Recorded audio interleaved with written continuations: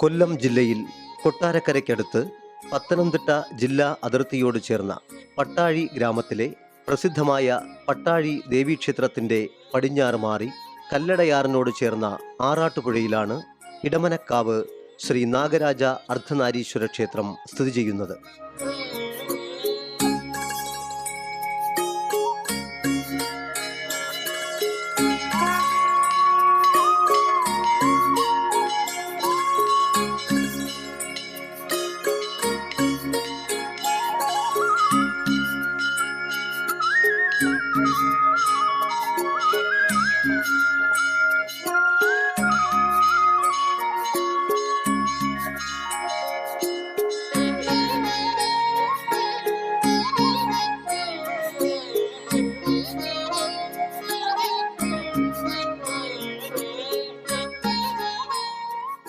ഒരു കാലത്ത് ചെങ്ങന്നൂർ ദേശത്തെ പ്രസിദ്ധമായ ഇടമന ഇല്ലത്തിൻ്റെ അധീനതയിലായിരുന്നു ഇന്നീ കാണുന്ന ക്ഷേത്രഭൂമി.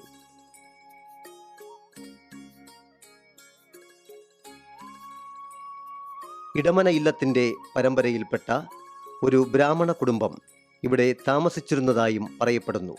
അവരുടെ ആരാധനാമൂർത്തിയായി നാഗരാജാവിനെയും അസാമാന്യ ശക്തി ചൈതന്യമായ അർദ്ധനാരീശ്വര ദേവനെയും ആരാധിച്ചു വന്നിരുന്നു.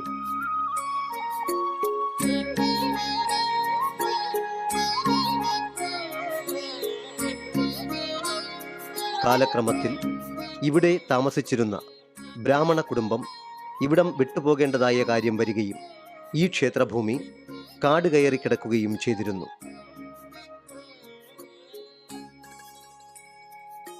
ദോഷപരിഹാരത്തിനായി പ്രദേശത്തുള്ളവർ പലരും പല ജ്യോതിഷന്മാരെ കാണുകയും എന്നാൽ പ്രശ്നവിധികളിലെല്ലാം അനാഥമായി കിടക്കുന്ന ക്ഷേത്രഭൂമിയും അവിടെ കുടികൊണ്ടിരുന്ന ശക്തി ദൈവങ്ങളുടെ സാന്നിധ്യവും തിരിച്ചറിഞ്ഞു. പിൽക്കാലത്ത് പ്രദേശത്തുള്ള കുറച്ചുപേരുടെ ഇച്ഛാശക്തിയുടെ ഫലമായി പ്രസിദ്ധരായ ജ്യോതിഷ ആചാര്യന്മാരെ സ്ഥലത്ത് വരുത്തി അഷ്ടമംഗല ദേവപ്രശ്നം നടത്തുകയും നാഗദൈവങ്ങളുടെ ശക്തി ചൈതന്യം വർദ്ധിപ്പിക്കാനുള്ള പരിഹാര നിർദ്ദേശങ്ങളും അതിനോടൊപ്പം ആരാലും ശ്രദ്ധിക്കപ്പെടാതെ കിടന്ന അർദ്ധനാരീശ്വര ദേവന് പ്രധാന സ്ഥാനക്ഷേത്രവും പൂജകളും ഉപദേവാലയമായി ശ്രീ മഹാഗണപതിയും ശ്രീ മുരുകപ്രതിഷ്ഠയും നിർമ്മിച്ച് യഥാവിധി പരിപാലിക്കണമെന്നും പ്രശ്നപരിഹാരമായി പറഞ്ഞു.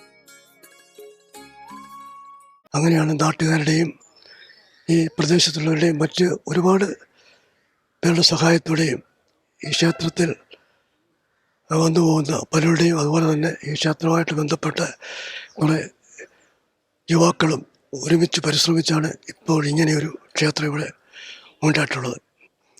ഈ ക്ഷേത്രം ഒരു കാലത്ത് ഈ ക്ഷേത്രം എന്ന ഭാഗത്ത് ഒരു ഇല്ലം ഉണ്ടെന്ന് പറയപ്പെടുന്നു. ഇടമന ഇല്ലം എന്നാണ് അറിയപ്പെടുന്നത്. അപ്പോൾ അവരുടെ വാസസ്ഥലവും അവരുടെ വെച്ച ആരാധനാമൂർത്തിയൊക്കെ ആയിരുന്നു ഇവിടെ ഇന്ന് കാണുന്ന ഈ ക്ഷേത്ര നാഗരാജ നാഗപ്രതിഷ്ഠകളും അതുപോലെ കാണുന്ന ഈ ദേവതാ സങ്കല്പങ്ങളെല്ലാം. ക്ഷേത്രത്തിൽ ദേവചൈതന്യം വർദ്ധിച്ചതോടെ ഈ ക്ഷേത്രത്തിൻ്റെ പരിസരത്തുള്ളവരുടെയെല്ലാം ജീവിത ദുരിതങ്ങൾ മാറുകയും ക്ഷേത്രത്തിൻ്റെ കീർത്തിയും വിശ്വാസവും പട്ടാഴി എന്ന ഗ്രാമത്തിന് പുറത്തേക്ക് പടർന്നുകൊണ്ടിരിക്കുകയും ചെയ്തു. എനിക്കും എന്റെ കുടുംബത്തിലുള്ളവർക്കും എന്തുണ്ടാകണം? ആരോഗ്യം ഉണ്ടാകണമെന്ന്. അപ്പൊ പാലാഭിഷേകം അടുത്ത് നടക്കുന്നത്. എല്ലാവരും എന്ത് ചെയ്യുക? ശക്തി പഞ്ചാക്ഷരി ജപിച്ചോളവും നമഃ ശിവായ കേട്ടോ.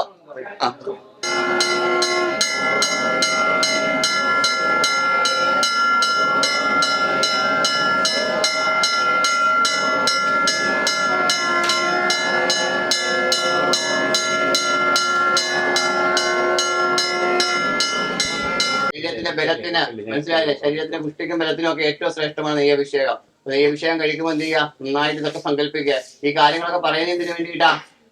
ഞങ്ങളുടെ സങ്കല്പങ്ങൾ എന്ത് വരണം? ഇതൊക്കെ വരണം. അതായത് ഞങ്ങൾക്ക് ആയുസ്സും ആരോഗ്യം അഭിവൃദ്ധിയും എല്ലാം ഉണ്ടാകണം ഓരോ അഭിഷേകം കൊണ്ടും എന്നുള്ള സങ്കല്പം ഉണ്ടാകുക. മനസ്സിലായില്ലേ? ഇപ്പൊ നെയ്യഭിഷേകമാണ്. നന്നായിട്ട് എന്ത് ചെയ്യുക? ഭഗവാനെ മനസ്സിൽ വ്യാപിച്ചുകൊള്ളുക കേട്ടോ. ഓം ഹ്രീം നമഃ ശിവായ വെച്ചുകൊണ്ടോട്ട്.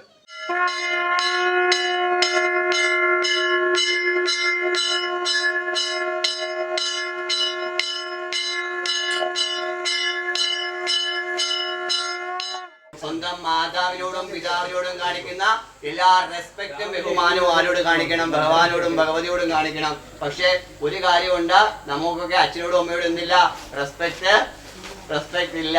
പക്ഷെ ആ ഭാവമായിരിക്കരുത് ഭഗവാനോട്. നമ്മയൊക്കെ സൂക്ഷ്മമായിട്ട് അല്ലേ ഒന്ന് ആലോചിച്ച് നോക്കി, നമ്മുടെ ഓരോ ശരീരത്തിലെ ഓരോ അവയവങ്ങളെയും സൂക്ഷ്മമായിട്ട് ഇത്ര കൃത്യതയോടുകൂടി സൃഷ്ടിച്ച ആ ഭഗവാന്റെ ആ മഹത്വത്തെ കുറിച്ച് ചിന്തിച്ചു നോക്കിയേ. നമ്മളെ കൊണ്ട് വല്ലതും പറ്റുമോ ഇതൊക്കെ ചിന്തിക്കാന്? പറ്റില്ല. ചിന്തിച്ചു കഴിഞ്ഞാൽ നമ്മളെ കൊണ്ടൊന്നും മനസ്സിലാക്കാൻ പറ്റാത്ത അത്ര ആഴത്തിൽ ഇറങ്ങിയാൽ പോലും മനസ്സിലാക്കിയെടുക്കാൻ പറ്റാത്ത ആളാണ് ആര്? ബ്രഹ്മ-ഈശ്വരൻ. ആ ഈശ്വരനെ അറിയാനും നുകരുവാനും ആസ്വദിക്കുവാനും കഴിയുമ്പോഴാണ് നമ്മള് ഭക്തിയുടെ പാതയിൽ കൂടി സഞ്ചരിക്കുന്നത്. ഒറ്റ ഒരു കാര്യം പറയാം, കലിയുഗത്തില് നാമജപം കൊണ്ടും ഭക്തി കൊണ്ടും മാത്രമേ ഈശ്വര സാക്ഷാത്കാരം നേടാൻ സാധിക്കൂ. അതുകൊണ്ട് തന്നെയാണ് ഈ മണ്ണി വരുമ്പോ ഭഗവാൻ എന്ത് ചെയ്യുന്നത്? ഭക്തന്മാരാ ഇവിടെ വരുന്നത്. ഇവിടെ പൂജയല്ല പ്രധാനം. എന്താണ്?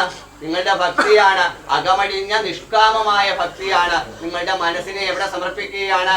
ആ ഭഗവാന്റെ പാതാരവിന്ദ്രങ്ങളില് നിങ്ങളുടെ മനസ്സാകുന്ന ഹൃദയമാകുന്ന പുഷ്പങ്ങളെ ഭഗവാന്റെ തൃപ്പാദങ്ങളിൽ സമർപ്പിക്കുക. മനസ്സിലായില്ലേ? അങ്ങനെ സമർപ്പിക്കുവാൻ ആർക്ക് കഴിഞ്ഞോ അവരുടെ ജീവിതത്തിലെ സമസ്ത പ്രശ്നങ്ങളും എന്ത് ചെയ്യും?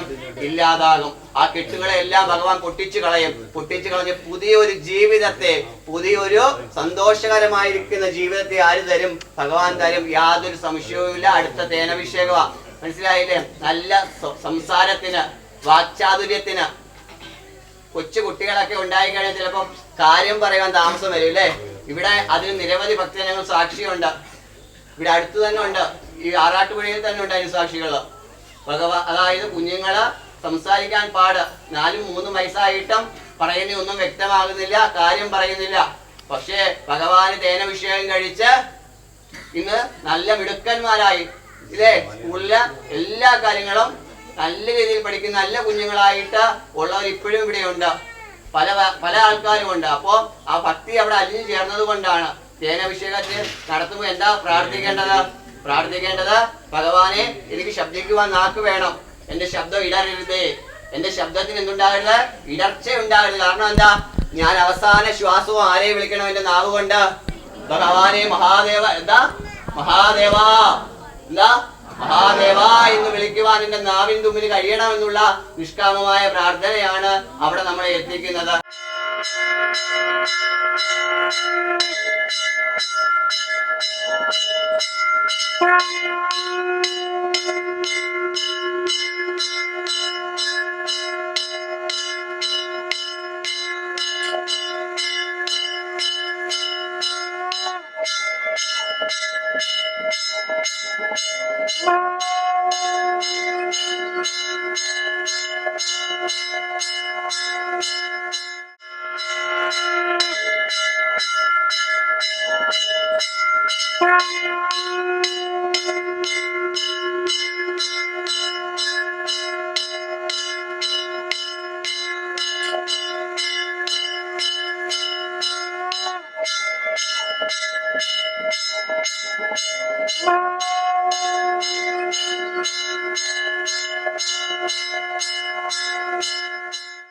എല്ലാ മാസത്തിലും വെളുത്ത പക്ഷത്തിലെ ത്രയോദശി ദിവസത്തിലാണ് ഈ ക്ഷേത്രത്തിലെ പ്രദോഷവ്രതം നടത്താറുള്ളത്.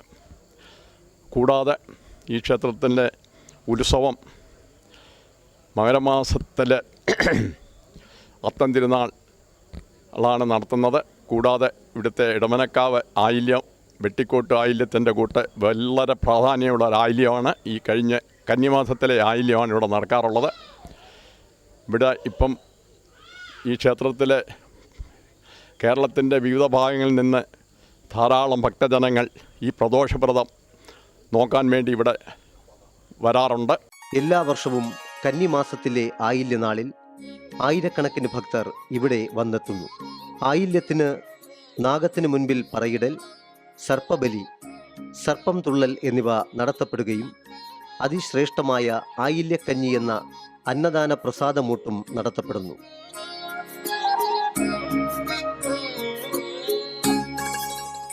ഏകദേശം 1.5 വർഷമേ ആയിട്ടുള്ളൂ നമ്മൾ ഈ പ്രദോഷ പൂജ ഇവിടെ ആരംഭിച്ചിട്ട്. പ്രദോഷത്തിൻ്റെ ഐതിഹ്യത്തെക്കുറിച്ചൊക്കെ തീർച്ചയായിട്ടും എല്ലാ ഭക്തജനങ്ങൾക്കും അറിയാവുന്നതാണ്. സന്താനമില്ലാത്തവർ, വിദ്യാഭ്യാസം മുടങ്ങിയിട്ടുള്ളവർ, അതുപോലെ ജോലി സംബന്ധമായ കാര്യങ്ങൾ, വിവാഹ തടസ്സങ്ങൾ എന്ന് വേണ്ട നമ്മുടെ ഭവനത്തെ ബാധിക്കുന്ന സകലവിധ ദോഷങ്ങൾക്കും പരിഹാരമായിട്ടാണ് ഇടമനക്കാവ് അർദ്ധനാരീശ്വര ഭഗവാന്റെ തിരുനടയിൽ നടക്കുന്ന ഈ പ്രദോഷ സന്ധ്യ. അതിനുദാഹരണമാണ് ഇന്ന് ആയിരക്കണക്കിന് ജനങ്ങളാണ് ഇന്ന് ക്ഷേത്രത്തിൽ ഈ പ്രദോഷ സന്ധ്യയ്ക്ക് വേണ്ടി എത്തുന്നത്. അത്രമാത്രം പ്രസിദ്ധമായി കഴിഞ്ഞു. ഭഗവാന്റെ അനുഗ്രഹം തേടി ഒരുപാട് ആൾക്കാർ വന്നുകൊണ്ടേയിരിക്കുകയാണ്. അർദ്ധനാരീശ്വര ഭഗവാന്റെ ഉത്സവ ദിനം മകരമാസത്തിലെ അത്തത്തിരുവുത്സവം 7 ദിവസം നീണ്ടു നിൽക്കുന്നതാണ്. അർദ്ധനാരീശ്വരൻ്റെ ഏറ്റവും പ്രധാനപ്പെട്ട വഴിപാട് ഇടിച്ചു പിഴിഞ്ഞ പായസമാണ്. എല്ലാ മലയാള മാസവും ത്രയോദശി നാളിൽ ഇവിടെ അർദ്ധനാരീശ്വര സന്നിധിയിൽ നടക്കുന്ന പ്രദോഷ സന്ധ്യാപൂജയിൽ പങ്കെടുക്കുവാൻ നാടിൻ്റെ പല ഭാഗത്തു നിന്നും നൂറുകണക്കിന് ഭക്തജനങ്ങൾ ഇവിടെ കൊഴുകിയെത്തിക്കൊണ്ടിരിക്കുന്നു.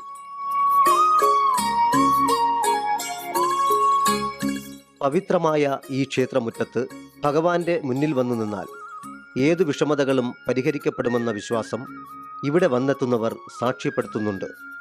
വിശ്വാസത്തോടെ പ്രാർത്ഥിച്ചാൽ ഭക്തരുടെ മനസ്സിനെ ശാന്തമാക്കുന്ന ദേവചൈതന്യമാണിവിടം.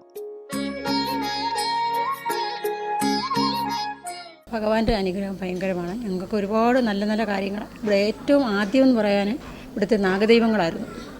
നാഗദൈവങ്ങളെ ആരെങ്കിലും പുച്ഛിച്ച് അവരുടെ വീട്ടിൽ ചെന്ന് കയറിയിട്ട് അവർക്ക് അതിൻ്റെ ഇത് കൊടുക്കുമായിരുന്നു. ആദ്യമായിട്ട് തുടങ്ങുന്നത് ഞങ്ങളിവിടെ അടുത്തുള്ളതാണ്, ഞങ്ങൾക്കറിയാം. അത് കഴിഞ്ഞാണ് ഇപ്പോൾ കുറച്ചൊരു കൊല്ലം കൊണ്ടാണ് പ്രദോഷം 1.5 കൊല്ലം കൊണ്ട്. അത് ഭഗവാനെ നമ്മൾ നൊന്ത് വിളിച്ച് കഴിഞ്ഞാൽ ഭഗവാൻ നമുക്ക് കൃത്യമായിട്ട് അതിൻ്റെ നല്ല അനുഭവങ്ങളാണ് തരുന്നത്. അങ്ങനെ ഒരുപാട് ഇപ്പം ഇവിടുത്തേക്കാട്ടും കൂടുതൽ പുറത്തോട്ടാണ് ഈ കാര്യങ്ങളെല്ലാം പോയേക്കുന്നത്. നമ്മുടെ അടുത്തുള്ളവരും ദൂരെ നിന്നും ഒക്കെ ഇപ്രാവശ്യം ഒരുപാട് ആൾക്കാർ വന്നിട്ടുണ്ട്. നമ്മുടെ ഓരോരുത്തർക്ക് സന്താനങ്ങളില്ലാത്തവരും, പിന്നെ ഓരോരുത്തർക്ക് അസുഖങ്ങൾ പിടിച്ച് വയ്യാത്തവരും, സംസാരശേഷി ഇല്ലാത്തവർക്കും ഒരുപാട് പേര് വന്ന് ഭഗവാന്റെ സാഷ്ടാംഗം വീണ് ഈ ഭഗവാന്റെ ഇന്നത്തെ പ്രദോഷ പൂജയും കണ്ട് തൊഴുത് കഴിയുമ്പോൾ നല്ലതാണ് അനുഭവം ഉണ്ടാകുന്നത്. എൻ്റെ കുഞ്ഞിന് ഒരു ഫ്ലാറ്റ് വാങ്ങാനുള്ള കാര്യമായിരുന്നു. അതിൽ ഞങ്ങൾ നോക്കിച്ചപ്പോഴാണ് മരുമകന് ഈ ദോഷ സമയമായിരുന്നു. അതുകൊണ്ട് മകളുടെ പേരിൽ വാങ്ങാനാണ് അന്ന് പറഞ്ഞിരുന്നത്. അന്ന് മുതൽ ഈ വഴിപാട് ഞാനിവിടെ നടത്തി എൻ്റെ കുഞ്ഞിന് ആ ഫ്ലാറ്റും വാങ്ങി, എൻ്റെ മരുമകൻ്റെ ദോഷങ്ങളും മാറി. അവർ സന്തോഷത്തോടെ ആണ് ഇപ്പോൾ അവർ ജീവിക്കുന്നത്.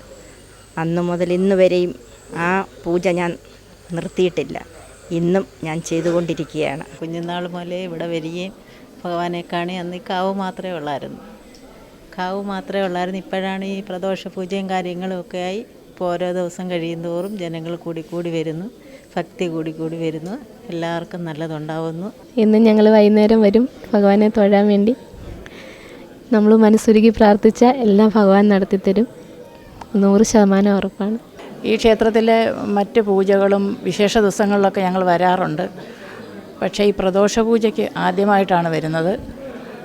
ഇവിടെ വന്ന് ഈ ഒന്നിച്ചുള്ള നാമജപമൊക്കെ വളരെയേറെ മനസ്സിന് സന്തോഷവും ഒരു സമാധാനവും ഒക്കെ തന്ന ഒരു അനുഭവമായിരുന്നു. എല്ലാ പൂജ സമയത്തും എല്ലാവരും കൂടി ഒന്നിച്ചുള്ള നാമജപം അതൊരു പ്രത്യേകത തന്നെയാണ്. പരിപൂർണ തേജസ്സോടെ പട്ടാഴി, ആറാട്ടുപുഴ, ഇടമനക്കാവ് ശ്രീ നാഗരാജ അർദ്ധനാരീശ്വര ചൈതന്യ ശക്തി ദൈവങ്ങൾ ഓരോ ഭക്ത മനസ്സിൻ്റെയും സാന്ത്വന സ്പർശമായി ഇവിടെ കുടികൊള്ളുന്നു.